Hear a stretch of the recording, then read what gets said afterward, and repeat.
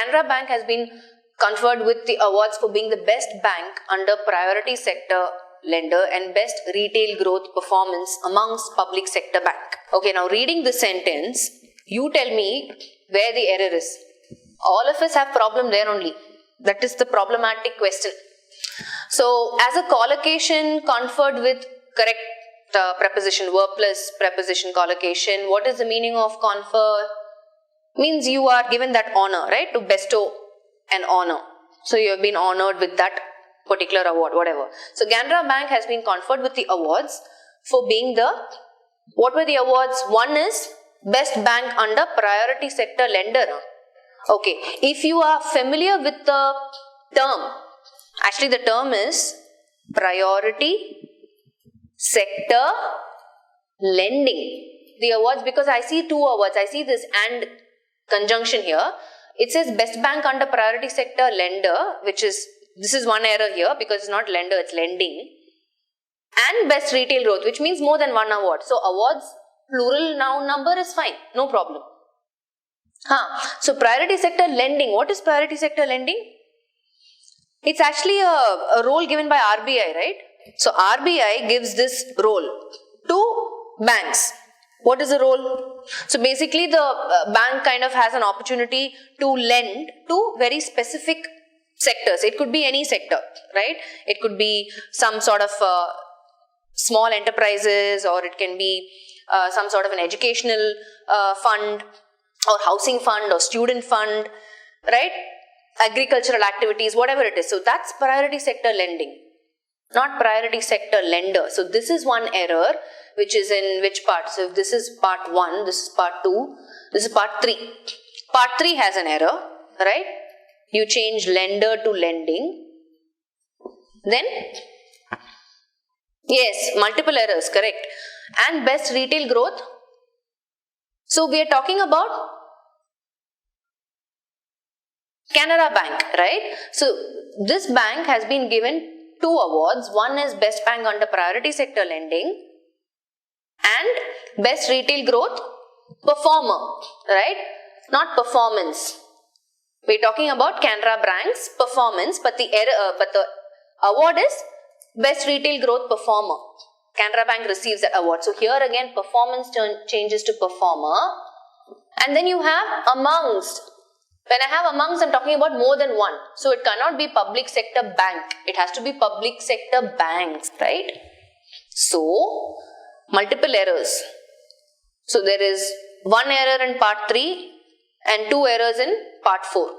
So if you are not familiar with terminologies like this, like priority sector lending, you will not identify that as an error.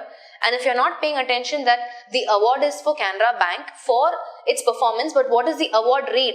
The award reads best bank under priority sector lending and best retail growth performer. Right? Those are the 2 awards amongst public sector banks. More than one bank. Among all the banks, Canara Bank got these 2 awards. Each of the students in the computer class has to type their own research paper this semester. No error. I thought it would be his in place of their in third part. Good question. This is always a confusion for everybody between each and every. So, if you look at each and every, a couple of things that you need to remember quickly is, usually we follow that with a singular verb, right? For example, I can say every student gets a laptop, right? Or each test, daily test, contains about 10 questions, right? So what am I saying? Each is followed by a singular verb. Every is followed by a singular verb. But does that mean I have to change there to has? Or can it retain as there? Why can't it be as there itself? Now the only thing that you need to keep in mind is, sometimes in less formal styles, which is in informal conversations, right? The pronoun, which is what is the verdict, right? It should be there or his, right? Sometimes it takes up the plural as well. For example, I can say, every user has their own password.